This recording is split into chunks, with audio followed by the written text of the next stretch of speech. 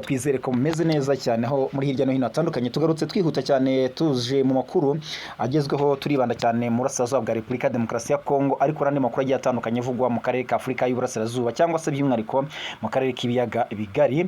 Ubwo turaza kubabwira yuko mu ishyamba rya Kibira hongeye kumvikana amakuru mashyashya, cyangwa se nyine mu gihugu cy'u Burundi hari impinduka ziri kuba mu mitegurire cyangwa se imyitozo ya gisirikare, aho hari ibigo bya gisirikare bigomba kwimurwamo, bigomba kwimurwa bikajyanwa ahandi. Ibi bije bitewe n'iki? Ni amakuru mashyashya nje kukugezaho kugira ngo wumve uko ibintu byifashe.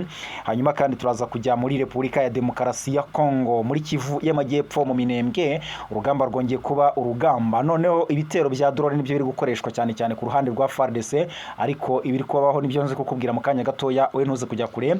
Nyuma yuko M23 ifashe ibice byinshi cyane mu Minembwe, ndetse urugamba rukomeye rukaba rusigaye ahitwa Gakenke cyangwa se Gakenke. Aho ngaho rero niho FARDC yahinduye strategy, ariko nazo zikaba zimeze nkaho ziri kugenda zipfa ubusa. Hanyuma ejo hari abasirikare b'u Burundi bari bagotewe ahantu hitwa Kuwimiko. Kugeza ubu muri amasaha ibyabo biteye bitese baje kuhava. Byose turazugenda tubigarukaho umve uko ibintu byifashe, mu gihe kandi hari renfort cyangwa se nyine abasirikare bakomeje kwiyongera ku mirongo y'urugamba ku ruhande rwa coalition ya FARDC. Abo ngabo biganjemo ingabo z'u Burundi bari kwerekeza hehe rero, niho tuza kugenda tukubwira uko bimeze. Mu gihe FDLR bari kuva mu ishyamba rya Nyiragongo biruka amasigamana badakoza hasi ibirenge, bari guhunga iki cyangwa se bibagendekeye bite?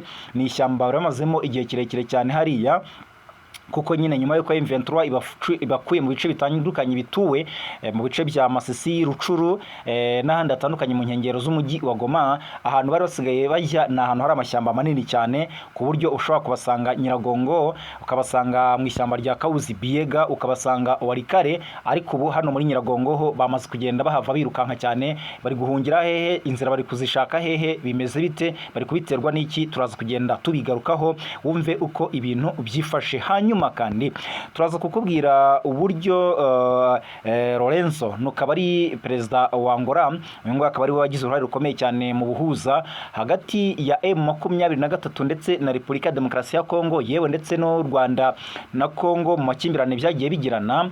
Uyu mugabo akaba yongeye yateye utwatsi umushinga mushya wa Kisekedi. Ese n'umushinga ubwoko ki? N'umushinga uteye ute? Lorenzo yavuze ati rwose vuga uvuye aho ngaho, byo ngibyo ntabwo nabyumva rwose, nakwihanganiye kenshi, ntabwo ibi byashoboka. Ni ibibazo birimo M23 ndetse na Joseph Kabila, uraza kumva uko biteye. Hanyuma hari amakuru ari kuvugwa kuri Moise Katumbi, nayo uze kumva uko bimeze, uyu mugabo n'ibiki bimubayeho, ndetse nandi ajyanye n'ibiganiro bya Perezida Evariste Ndayishimiye na Kisekedi muri Repubulika Demokarasi ya Kongo, ziko yakoze uruzinduko rw'iminsi 2, aho nundi byo byitezwe yuko mu byo baza kuganiraho ku murongo w'ibyigwa byibanze harimo intambara bahanganyemo na M23 ndetse na Twirwaneho. Ese bafashe ngamba ki? Misiyo bongeye gufata nizihe nyuma yuko ibintu bitari byifashe neza? Kuko ari n'amakuru avuga yuko bano bagabo batari kuvuga rumwe cyangwa se batari kujya imbizi bigendanye, bashwana bapfa M23 bitewe no kuri kugenda ikinagiza ingabo zabo izisunika, nyamara ntacyo batakoze kugira ngo barebe ko bayirukana mu bice bitandukanye, by'umwihariko Minembwe rero ukaba ari kuyumva kuri radio gusa, kuko ntabwo bari kuyibamo cyangwa se ntabwo bari ingabo zabo ziri kuyibarizwamo.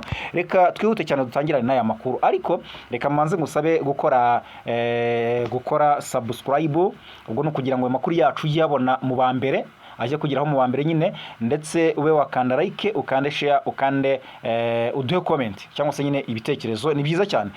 Nuko rero byifashe, reka dutangirane n'aya makuru tuyahere hehe. Mbere yuko twinjira ku mirongo y'urugamba muri Repubulika Demokarasi ya Kongo, hariya muri Kivu y'Amajyepfo mu Minembwe cyane cyane, ndetse no mu misozi miremire n'imigufi, no kuvuga aho plateau na Mwaye plateau. Reka tubanze twerekeze mu gihugu cy'u Burundi, mu ishyamba rya Kibira. Ni ishyamba rimaze igihe kirekire rivugwamo ibibazo bishingiye ku kuba ingabo z'u Burundi, iza FARDC nkeya, iza aba FDLR, kuko abona bagiye batoranywa kugira ngo bajye kuhakorera imyitozo ihambaye cyane, cyangwa se twakita nk'amahugurwa ya gisirikare akomeye mu gutegura ibikorwa ngo byihariye byo kurwanya M23, ariko no kurwanya ingabo z'u Rwanda, kuko muri gahunda bafite harimo no kuba batera u Rwanda. Ibyo byagiye bivugwa rwose, ntago ari inkuru mpimbano mpimbye, murabizi namwe. Hanyuma riri ishyamba impamvu mvuga ko bagiye barihuriramo n'ibibazo bikomeye cyane, bagiye bakubitirwa n'icyo twita inkuba, ariko za nkuba zitagira amazi, ibyo twavuga ko nyine mu buryo bweruye ari amadrone yahagabaga ibitero, ariko ntibamenye ngo yavuye hehe, yaturutse kugeza n'iyi saha ntabwo baramenya ngo izi drone ziva hehe, usibye nyine amagambo agenda aturuka cyane cyane mu Barundi bavuga bati ngo yaba ari Red Tabara, ngo yaba ari M23, bakagira bakanavuga yuko ngo yaba ari u Rwanda. Ibyo ngibyo nta muntu bifitiye gihamya n'iyi nimwe kuko nta kimenyetso kibigaragaza, ariko ikiriho cyo nuko bagiye bakubitirwa inshuro itari imwe, itari ebyiri, itari eshatu, itari enye, ndetse n'ubu ngubu nta makuru aheruka nuko n'ubundi nta byumweru bitatu bishize bahakubitiwe n'inkuba, abarenga 30 bahasiga umutwe. Ni ukuvuga ngo rero kugeza ubu ngubu amakuru ahari nuko ngo hagiye kwimurwa ibikorwa bya gisirikare bikavanwa muri icyo gice bikajyanwa ahandi. Ni ukuvuga ngo hari ibikorwa bigomba kuvanwa nanone ngo ahantu hitwa, barateganya kubivana Kibitoki nyine ahangaha, bakabivana Mabayi, bakabijyana Kayanza, ariko naho nihegereye u Rwanda. Hanyuma Kayanza nahitwa by'umwihariko Rwegura cyangwa se Rwegura, ubwo ngubwo nyine abavuga ikirundi barahazi. Hanyuma bikava Muramvya aho bita Iteza nyine werekeza Iteza, ubwo ni ukuvuga ngo ahangaho niho bagomba kugira gute kubyimurira bakabikura aho ngaho. Impamvu nyamukuru yo kubyimura ntabwo iratangazwa, ntabwo tuzi niba biri bihuye no n'izo gahunda cyangwa se iyo migambi yo gutera u Rwanda cyangwa se nyine no kurwanya M23, cyangwa se niba ari uguhunga kubera ko nyine bashize iminsi izo ngabo zakubitirwa n'inkuba. Byose biravugwa yuko nyine bigomba kuvanwa ahangaha za Kibitoki Mabaye, bagateganya kubijyana Kayanza Rwegura, Muramvya, Iteza. Ni ukuvuga ngo rero bimeze bityo mu gihe kandi mu gihugu cya Repubulika ya Demokarasi ya Kongo, ariko tutarahajya. Ibi nabyo bikomeje guteza impaka mu gihugu cy'u Burundi kuko baravuga bati ntabwo tuzi iyi myitozo icyo ihatse. Ni ukuvuga ngo mu ishyaka rya CNDD-FDD umuriro uri kwaka, bavuga bati ibikorwa biri gukorwa n'ingabo zacu ku mipaka bigatuma n'ingabo zihashira, ntabwo tuzi ibyo ari byo, nta ntambara turi kwitegura izwi, nta mahugurwa cyangwa se imyitozo isanzwe ikorwa n'igihugu ku basirikare binjizwa mu ngabo iri gukorwa. Ibi byose bikaba biri guteza impagarara mu basirikare bakuru hamwe na Perezida Evariste Ndayishimiye Neva ndetse no mu ishyaka CNDD-FDD. Hanyuma rero reka duhite twerekeza muri Repubulika ya Demokarasi ya Kongo ku mirongo y'urugamba cyangwa se nyine kuri ligne de front. Ni ukuvuga ngo imirwano ikomeye cyane uba ahantu isigaye na ahantu bita Gakenge cyangwa se Gakenke. Ni ukuvuga ngo aha Gakenge imirwano iri kuhavugwa cyane bitewe nuko ibice byari bisanzwe biramo imirwano za Irundu mu Minembwe muri bice bitandukanye. Ni ukuvuga ngo ahantu bita kwa Buhimba muzi ko imaze kujya mu maboko ya M23, ahitwa kwa Harera cyangwa se kwa Murondanye muzi ko ari mu maboko ya M23 twirwaneho, ahitwa kuri wa musozi witwa Ruhinamavi aha muzi ko M23 twirwanaho birukanye ingabo za leta z'u Burundi, FDL ndetse n'abandi bambari babo nabi cyane kuko ubundi bari bamaze iminsi bahasimburana. Uyu munsi ari M23, ejo ari FARDC, gutyo, ariko M23 iza kubigira umutwe irahabirukana nabi cyane kuko yari yamaze no kugenda yiga uburyo bwo kurwanya ibitero bikoreshwamo drone, ikagenda zimwe izihanura izindi kaziyobya, bityo rero bituma yigarurira uno musozi wa Ruhinamavi. Ubu ni ukuvuga ngo ahantu ari kubera imirwano ikomeye pe na ahantu bita Gakenke. M23 n'ubundi kuva ku munsi w'ejo bundi yari imaze iminsi ibirukana nabi cyane abasirikare biganjemo ingabo z'u Burundi, kugeza nubwo ahitwa rwose Kwimiko yari yabirukanye irabajyana ibagezayo irahabagotera, kugeza ubwo nta nzira nimwe yari yabasigiye yo kuba bagira gute, yo kuba bahunga. Ni ukuvuga ngo wajya imbere, wajya ibumoso, wajya iburyo, wajya hehe, ntabwo byashobokaga. Abo basirikare b'u Burundi ibyabayeho byari bimeze nk'ibyabayeho mu minsi ishize ahitwa Igipupu. Naho M23 natwirwanaho baragiye barahabagotera bahamara igihe yarabafungiye amazi n'umuriro barabuze aho berekeza. Ni ukuvuga ngo ibyo ngibyo M23 ibikora kugira ngo ifunge amaramforo cyangwa se deployment ziri kuza kuyitera icyugazi mu gihe ibiri kotsa igitutu ingabo runaka mu gice iri kurwaniramo. Ikavuga iti rero aha hantu hitwa Kwimiko bahashinze icyo twakita position, baragerageza kujya bahakura ingabo bazi kutugabaho ibitero. Ati rero katugenda tubafungireyo inzira, noneho abo dufite hano turi kurwana nabo tubakubite bitworoheye cyane. Nibyo yari bakoze ahitwa Igipupu, nibyo yari bakoze aho ngaho bitwa Kwimiko. Ni ukuvuga ngo rero iyo mirwano yo muri muri Gakenke niyo iri kuba kuva ejo bundi kugeza n'uyu munsi rwose mu rukerera havugwaga imirwano ikomeye cyane ikoreshwamo ibitero byo ku mirwano yo hasi, ariko kandi nyuma yo gutsindwa inshuro nyinshi ku butaka no kugaragara ko badashoboye guhangana n'ingabo za AFC M23 na Twirwaneho, ihuriro ry'ingabo zirwanira ubutegetsi bwa Kinshasa cyangwa se nyine coalition. Iyo tuvuze coalition ni ukuvuga ngo iyi ni ya koperative yabo, ni ya huriro irimo Wazalendo, irimo FDLR, irimo ivugwamo P5 muri iyi minsi, ikaba irimo abarundi. Abo bose bakaba ari bo bagaba ibitero kuri M23 ndetse na Twirwaneho, ariko n'ubu ngubu M23 na Twirwaneho barashoboye. Yabaze kurwana n'umurundi, ukarwana na FDLR, ukarwana na Wazalendo, ukarwana na FARDC, ukarwana n'umucanshuro kuko nabo barimo. Muri iki gihe haravugwamo cyane cyane abacanshuro b'Ababirigi, abo bose ukarwana nabo ukabasha kubirukankana bafite ibirwanisho, bafite indege, bafite machine gun, bafite 12, bafite ibiki byose, ukagenda ukabirukana ukabarenza imisozi ukabageza point zero. Ntago ari ibintu byoroshye cyane. Nukuvuga ngo rero icyo nashaka kukubwira ni iki: nyuma yo kugenda bakwitwa nabi cyane nk'abana, ubu ngubu bahinduye uburyo bw'imirwanire, bongeye kubura bya bitero byabo bya za drone. Bongeye kubura bya bitero byabo bya za drone bagaba ku baturage b'abanyamurenge hariya rwose mu Minembwe, aho bivuga ko cyane cyane mu bice bituwe cyane nka bya Bidego no mu nkengero zaho bakoresheje drone za kamikaze ndetse n'izitwa KT6, kuko muzi ko muri iyi minsi bari gukoresha indege z'ubwoko bugera kuri butatu, hari KT6, KT1 ndetse na kamikaze mu kugaba ibitero ku bice bituwemo n'abaturage hariya mu Minembwe. Ariko harashize iminsi ibyumweru nibura nka 2 ibitero byaracogoye cyangwa se byarahagaze, bikavuga ko M23 na Twirwaneho bari barize neza cyane ikoranabuhanga ry'ikirere, bakabasha kuyobya izo ndege. Rero bamera nkaho bagiye barazisubika, indege zahagurukaga aho wita Ikaremi zirahagarara, ubu rero bongeye kuzisubukura ngo bari kugaba ibitero cyane cyane ahitwa Bidegu no mu nkengero zaho. Ndetse rwose no kuri uyu wa kabiri ku itariki 24 z'ukwezi kwa Kamena 2026 hagati ya saa 12 za mu gitondo ndetse gukomeza mu masaha kugeza n'uyu munsi, baravuga ko ngo ibi bitero byakajije umurego byibasira uturere dutuwe cyane twa Gakenke na Mikenke.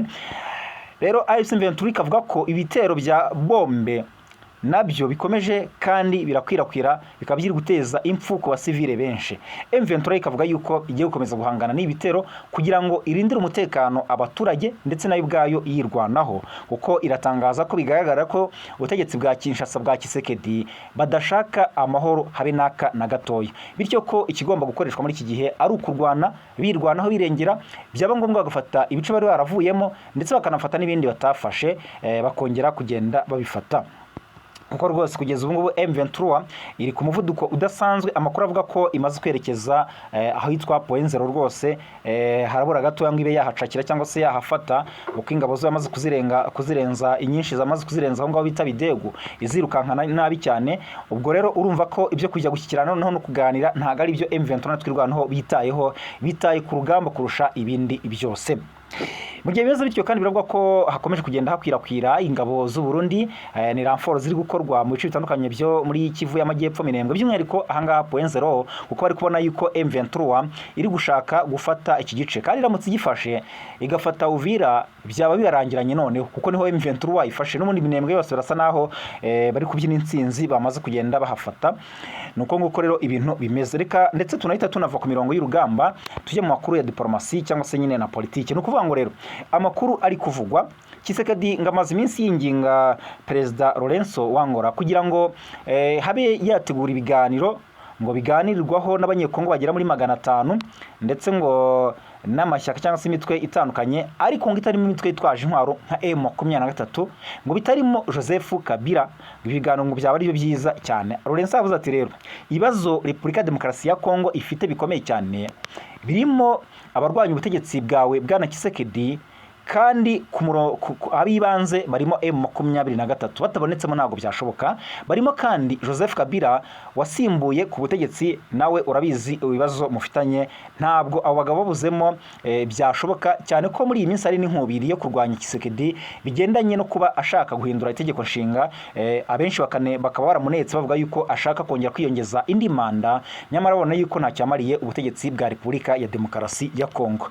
Ubwo rero nuko nguko bimeze. Lawrence yamuteye utwatsi avuga ati rwose vuga uvuye aho ngaho ntabwo ibyo byashoboka habe n'akana gatoya, ntabwo twakwemera kuba wagira gute wahindura itegeko nshinga ngo ntabwo wakora ibiganiro bitarimo izo mpande ngo bibe byashoboka. Hanyuma ni mu gihe kandi nubwo bimeze bityo, Moise Katumbi ni umwe mu batavuga rumwe n'ubutegetsi bwa Tshisekedi ukomeye cyane. Uyu mugabo akaba ari n'umugwizatunga cyangwa se afite amafaranga menshi cyane, yikomye rero bikomeye cyane ubutegetsi bwa Tshisekedi buvugwaho kubuza abanyekongo uburenganzira bwo gutanga ibitekerezo. Ni mu gihe impaka za politiki zikomeje gufata indi ntera muri Repubulika Demokarasi ya Kongo. Uyu munyapolitiki rero Moise Katumbi yongeye kugaragaza ko adashyigikiye uburyo ubutegetsi bwa Tshisekedi buri kwitwara ku nzego zimwe zifite ijambo rikomeye mu gihugu, cyane cyane inama y'abepiskopi gatolika muri Kongo yitwa Senko, ndetse n'impaka zimaze iminsi zivugwaho ku ihindurwa ry'itegeko nshinga ntahe umwanya abandi batavuga rumwe n'ubutegetsi bwe. Rero mu kiganiro kigufi yagiranye n'itangazamakuru, perezida w'ishyaka Assemblée pour la République uyu nguyu Moise Katumbi yavuze ko atishimiye na gato ibitero bya politiki bikomeje kugabwa kuri Kiliziya Gatolika, ashimangira ko ari urwego rwagize uruhare rukomeye mu rugendo rwa demokarasi no mu kubaka amahoro muri Repubulika Demokarasi ya Kongo. Ni mu gihe abarimo Kardinali Fridolin Ambongo uyoboye Kiliziya Gatolika muri Kongo ndetse akaba anakomeye cyane muri Kiliziya ku isi, amaze iminsi agaragaza ko rwose itegeko nshinga bitashoboka ko rihindurwa bitagizwemo uruhare n'abaturage, kuko nibo demokarasi nibo bayishyiraho bakagiramo uruhare, nicyo kivuze demokarasi. Rero ibyatumye Tshisekedi amwikoma, ndetse binavuga ko uyu mugabo agabwaho ibitero ashaka kugirirwa nabi. Hanyuma rero ikindi kiri kuvugwa ni impaka zazamutse ndende cyane nyuma y'ibiganiro byahuje Perezida Evariste Ndayishimiye ndetse na Tshisekedi. Mu byo baganiragaho by'ibanze harimo kurwanya M23, aho bavuga ko bagomba gufatira ingamba uyu mutwe nyuma yo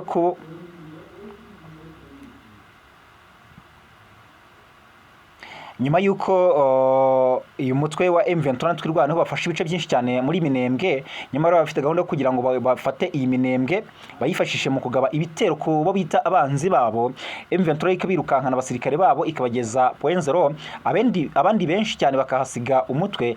Mu rero mu byo bari kuganiraho Kinshasa harimo ko bagomba gufata izindi ngamba nshyashya kugira ngo barwanye uwo mutwe wa M23 ndetse na twirwanaho muri rusange. Kugeza ubu ndetse biracyakomeje impaka ngo ziri ndende hagati y'abagabo bombi kuko bari kubura umuti w'icyo bakora. Ni ukuvuga ngo rero impaka zazamutse nshaka kukubwira n'ubutumwa Perezida Evariste Ndayishimiye Neva yagejeje ku banyekongo bose, aho yavuze ko bagomba gushyira imbere ubumwe kurusha ibindi byose, bakirinda icyabacamo ngo amacakubiri. Byatumye rero abantu benshi biganjemo abakomeza kugenda bibasirwa cyane nk'abo mu bwoko bw'abatutsi n'abanyamurenge muri Repubulika Demokarasi ya Kongo, bavuga bati se uyu mugabo iyo avuga iby'ubumwe nta soni agira, nyamara ari we uri kwica abanyamurenge, ari we uri kwica abatutsi, ari we washyigikiye ubwicanyi gutwikirwa kw'abatutsi ku nturo byarakozwe bigizwemo uruhare n'u Burundi, byose byaragiye bikorwa. Noneho uyu munsi by'umwihariko ingabo z'u Burundi zikomeje gufatanya na FDLR na FARDC mu kwica abanyekongo b'abanyamurenge muri Kivu y'Amajyepfo mu Minembwe cyangwa se umusozi miremire y'Umurenge. Akaba ari we uri imbere cyane mu gushyigikira ubwo bwicanyi, yarangiza ngo aravuga ubumwe. Bavuze bati rero wowe wa mugabo ibyo uvuga sinzi iyo ubikura, ntabwo tuzi rwose iyo ubikura.